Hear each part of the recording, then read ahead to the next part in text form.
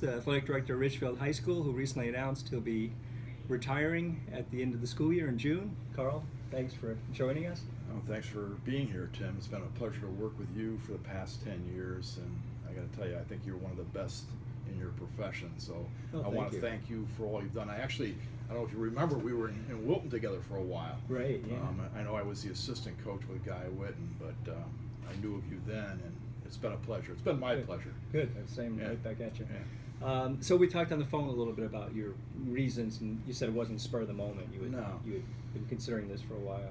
Yeah, no, honestly, I had my plan all along. I knew last year that it would be one more year, and I made the appropriate people aware of it from the very beginning, because Ridgefield has been great to me, so I wanted to make sure that they had ample opportunity to get somebody of quality for this position. Right, and you said with a new superintendent starting too. And with a new superintendent here, I thought it was important that, I stayed, one more year. It made for my 10th year, and also I think it would help her in her transition into Ridgefield. She has so many things on her plate, and to have to worry about hiring a new AD would be really difficult. Right.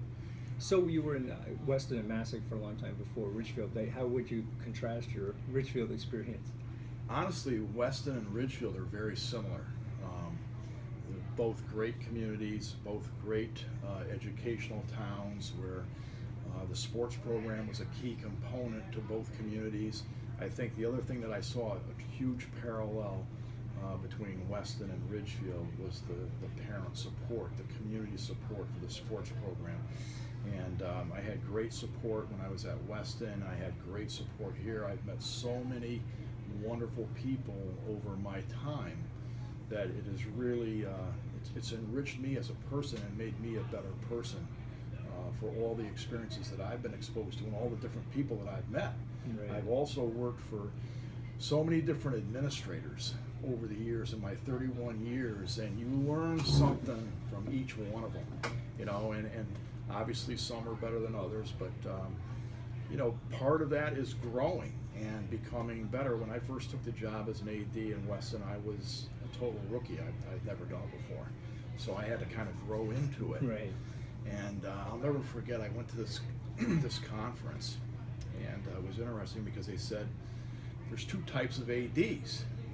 One, you can be a manager and just take care of the daily nuts and bolts, or two, you can be a leader and a visionary and really immerse yourself into the job and really try to build a great sports program. And I thought about that speaker for a long time, and I said, wow, I don't want to be known as a manager. Right. I want to be remembered as a leader. So that was kind of my driving force all those years. Right. Kind of set your mindset there. Yeah. How do you think the role's changed since you started?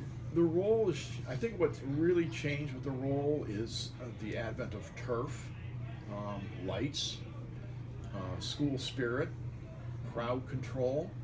I think those are the big changes that I see. The scope of the program has changed over my 31 years, where more sports have been added, right, especially from the female perspective. There's a nice balance now between male and female sports. But I think, with turf, you spent a lot of your time in the olden days of rescheduling events because right, of weather. Right, yeah. Yeah, maintenance. The field's ruined. It's raining. Your field's shot. You don't have to worry about that anymore. Scheduling still a component, but not as bad. And then obviously with lights, now it's stretched your practice schedule. It's enhanced your game schedule, so you're playing evening games so that parents can see games, the community can see games. And I think along with that, now, it's become a big focus in every community with the student body, school spirit, the fan base. Trying to manage that is probably the toughest part of the job, because sometimes people get carried away, and I think our role here is to try to promote really positive school spirit. I think the kids have to understand that when you have a huge student section and you're all cheering in a positive way, that is very intimidating to the opponent. Very intimidating. And you don't really need to turn that into negative chants and things Sure. like that, because for people to come here, I've talked to coaches and they'll tell you one of the toughest places to play is in Ridgefield. Right. Well, you're right. People are right on the court. And Yeah, and you know, the football game, you've seen the crowds, the basketball games, the hockey games, you've seen the crowds, and it's so just the noise magnification and the support of the students is really helpful to us as a home field advantage or a home court advantage. Right. You don't need to. I'd like that to be remembered to be classy and respectful. Sure. Is what I like to see. Huge volume of noise and support, but try to be classy and respectful at all times. You think overall that's been? I think overall, successful? yeah, overall we've been successful at that. I mean, you know, listen, every AD, there's no one that's, if they had to answer that question for you right now, Tim, they're going to say it's a challenge. Right. Because there's always going to be people that are going to test you Yeah. and step And it out just of could be bounds. one person. Or one or two, Exactly, right. you know. But overall, I think that's the way we have been here. And what I really appreciate is when you get a sports writer come and cover the game, and part of his comments post-game was about the school spirit Right. and the fan section. You guys have commented about that. Sure, the chance. And that really makes you feel good, because Right. you guys on the outside go around to many, many different places, and you see that, and for you to say something positive about that is a nice feeling. Ridgefield definitely has more spirit than a lot of the Yeah. places you see. Exactly. We've talked over the years about coaches, how that's Yeah. dynamics changed. Yeah. Probably when you started, a lot of the coaches were PE teachers or teachers in Yeah. school, and now we've gotten into more. The coaches, yeah, honestly, many of our coaches, and I think everybody would tell you the same thing, majority of them are outside the school. You know, a small, you know, maybe 30 to 40% might be within the building. And that makes it more challenging, because it's harder to, you know, maintain the contact. When you have a teacher in the building, you can easily get some things addressed. But our coaches have been great. They've been very dedicated. As I mentioned to you before, you know, one of my key roles is to try to provide the absolute best coach I can get for a program. So when a vacancy does come up, I really want to take my time and I want to find a leader, because the way I view it, you know, the more coaches that I can find like that share similar philosophies and a commitment to excellence, will make my job as an athletic director easier. And it benefits the kids, it benefits the parents, and let's be truthful, athletics does not exist if we don't have kids. So, you know what? Everything all your decisions have to be what's best for the kids. And I think as an athletic director, I owe that to these kids, to go out and recruit and try to find the best people I can find. So when they go to that team, they're going to enjoy being there with that team. Right. They're going to learn something. They're going to have fun with that coach. They're going to have a very positive experience, which is the bottom line. Do you feel like it seems like high school sports have gotten, from my viewpoint, good and bad, more serious, Right. probably since you started. Right. You know, there's more emphasis put on it, and have you noticed a change in that? I mean, because you're still part of the academic program, and Yeah. you know, it shouldn't all be about wins and losses, but No, and I think that's the one thing we have to keep reminding ourselves always about, is that we are an extension of the academic day. It's funded by the Board of Education, just the way academics is funded, and therefore we have to be an extension of the academic day, and academics comes first. So we always say to the coaches and to the athletes, you're a student first, you know, school comes first, sports comes second. And you know, we try to live by that philosophy, and we again decisions, you try to manage your decisions around that philosophy. You know, as best you can, you try not to interrupt the school day as much as you can with early dismissals and things like that, but sometimes they're unavoidable. Mm-hmm. But I think overall there is a respect for that school is the primary reason. Sports is going to come to an end for all of us at some point in our lives, and it's the lessons that we learn, you know, the character that we build, the responsibility, those are the things that have life value. That's what you want to take out of your sports program. right. You know? How do you deal with, I'm sure you get, you know, complaints from parents about, oh, my son or daughter's not playing enough, or the coach, you know, should be fired? I think honestly, that's one area that I think I've really improved at as an AD over time. Because in the beginning, when you're starting out, you have a tendency to be defensive, and you just want to support the coach no matter what. And I think I've learned a tremendous amount from my past experiences. And I would say the first thing you have to do is be a really good listener. And if you're a really good listener and just listen to what the problem is from their perspective, okay, first of all, that shows them respect, that you took the time to hear them out, see what it is, and then you've got to go and be thorough. You've got to investigate. Now, sometimes I may have information about the problem that I don't even need to really do a thorough look at it. But most of the time, I've always taken a thorough look at the situation and try to see both sides of the coin. What's going on here from the coach perspective? What's going on from the parent perspective? Somewhere in the middle is reality. Right. And what we do, when our coaches need support, and I'll provide that support. At the same token, sometimes our coaches may be wrong, and that's where mentoring from my perspective comes into play. Right. I need to be a good mentor for my coaches, and I think if you talk to the coaches, they would say that I am a good mentor for them. And you can do that because you've coached. I've coached for 37 years. I know the problems they have, and it makes it easier for me to deal with them. But I think fairness, being respectful, just being a really good listener, and showing them that you took the time to analyze it, come back to them, respond. What are we going to do in this situation? How are we going to handle it? And most of the time, I got to be honest with you, Tim, they work out. And not too many people walk away unhappy. I think we always find the right answers. And honestly, it's my faith. I have a strong faith, and you just have to be fair. And you're not afraid to get rid of a coach either if you really absolutely not think they're not measuring. Absolutely not. We have let some coaches go over time, and not that that's something you're proud of. It's just you're going to do the right thing, and I think everybody in the community has to trust in you that you are always going to do the right thing. That if someone is out of bounds, that you're going to handle it, and we have done that. Right. These days, the big word's been specialization for over a decade now, where athletes almost feeling like they have to play the sport year round to keep up. How do you kind of get, if you get coaches subtly saying like, oh, you should play this?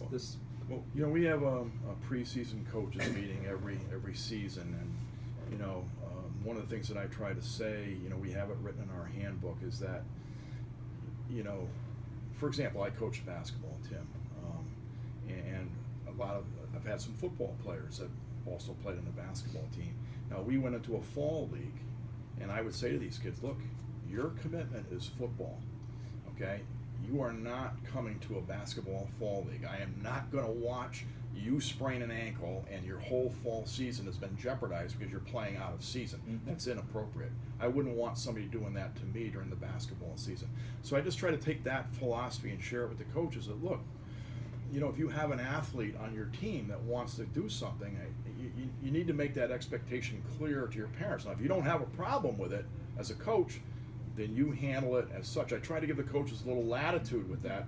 We set the basic guideline that athletes shouldn't be bothered while they're in season with an out-of-season activity. But I think where we've run into some difficulties, Tim, is with parents, because they want their child to go to this, let's say, lacrosse thing during a winter season. Right, and they're playing another sport. Exactly. And I think they're motivated by the potential of their son or daughter getting a scholarship or whatever, and that's made it tough. So you try to find, some middle ground where you're not just everything's black and white. If you cross the line, you're done. You try to find some middle ground that will work, and I think we've done a good job with that.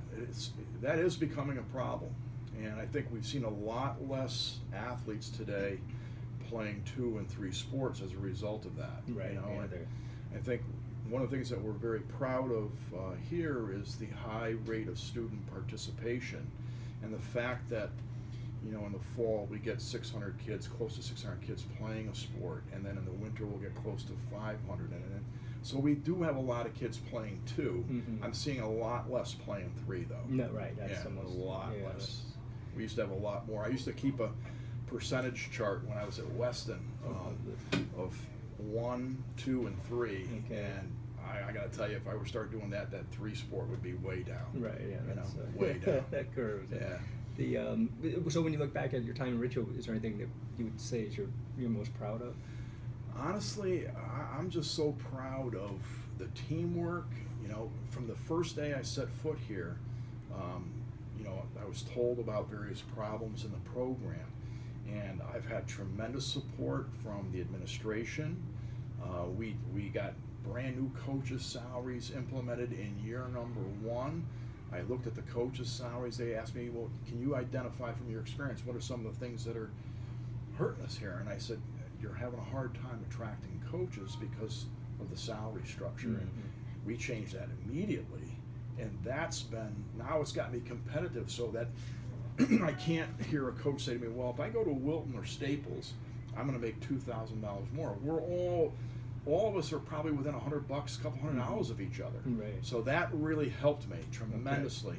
Okay. You know, then you look at facility things, you know, things that need improvement. When I first walked in the door, we still had 4 wooden backboards in the gymnasium. I'd never seen that.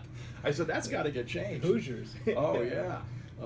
So stuff like that, you know, it's you know, the turf fields, helping to get a second turf field, helping to create projects like that where you take more pride in your community. I mean, every time a parent comes up to you with a project, I just feel obligated that I've got to help them participate, Mm-hmm. especially the projects that I've been involved in over the years have really been wonderful. Right. And to have the parent support like that, who really the ultimate thing is they want the best for the kids. Sure. And they want to give the kids a first-class experience. So, you know, Tiger Hollow 2.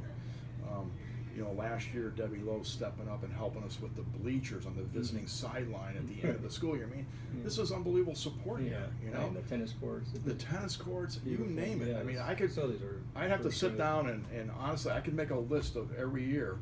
And you know, I've got a couple projects on my plate right now. I'm not going to sit here till the end of the year and not do anything. There's a couple more projects I'd like to get done before I walk out the door here. You know, and that has been fun. Just the whole teamwork of working with, you know, the administration, the coaches, the athletes, the parents, and people in the community, and just to be a part of that team is a tremendous feeling, because that's what's going to make you successful, Tim. It's nothing that I'm going to do. I can't do it by myself, and as a coach, I can't do it by myself. And I've learned that the same principles that we take to build a successful basketball team, we're going to take those same principles. They're going to be successful in our athletic department and honestly in the business world. Right. You know, why do coaches get hired to come out and speak to businesses about being successful? Because you know how to set the template up. On the flip side, anything that you look back on you wish you could handle differently, or any regrets? Honestly, you know, you always, it's one thing I would advise everybody, youngsters, people, is always just give your best. Because you know what? Someday it comes to an end, and you look back and you say, God, I could have done that better. I could have done that better. And you know what? I think overall I'm very proud of everything that we've gotten accomplished. Yes, there are always things that you can do better, and every day was a learning experience for me. The one thing I can say, Tim, that I'll be very honest with you, is I never was rolling around in bed when 5 o'clock in the morning, 5:30, alarm clock's kicking off. Oh, I don't want to go there today. Right. I never, ever had that attitude. I love my job. I love what I do. I love the interaction with people. I love working for the good of the program, the community, and it's been a tremendous experience for me. It really has. What do you think you'll miss most? Honestly, the interaction with everybody, just the working so closely with everybody, you know, because once you step out of it, unless you can get back into something else where you can provide, that's what you're going to miss the most, is the interaction. You're like, when you look at coaching with your team, it's that really close contact of helping a kid enhance his skills and get better and develop a really winning team, that something that the kids are going to remember for a long time, you're going to miss that. That's not easy to replace. A lot of people will tell you that when they step out of sports, they miss the crowd, they miss that interaction, all that communication, Right. the camaraderie. I mean, it's that's going to be the tough part. I got to find myself, you know, I got to be selective. I got to find myself, because I can't sit still, Tim. No. You know, Yeah, I've got to move on to another chapter. Okay. And Have you thought about that? I just want to be selective, you know, and I got a lot of passion in me. I don't know, maybe you'll see me coaching somewhere again. I had mentioned, you know, possibly I would be interested in going to a college situation and maybe being a part-time AD, give me a piece of the program that you need help with, Okay. and I would love to manage that for you. So we'll see, you know, if the right, I'm sure something will come, you know, something will come across my path that Right. will intrigue me. I love challenges, so I never back away from a challenge. I think all the teams that I've ever coached, you know, I inherited, you know, teams that weren't winning, and my job was to make them into winners. And you know, you try to just, every program that you work with, you just try to make it better than the day you got here. And I feel good that I think I can say that comfortably, that I've tried to make this place better from the day I got in here. So it seems like you're going to stay involved in athletics. So you're not going to be home watching Judge Judy all day. No, no way will I be watching Judge Judy. But no, you know what it is? I thought about that, and I had a friend of mine offer me something in a totally different realm, and I started thinking about it. I said, sports is who I am, you know?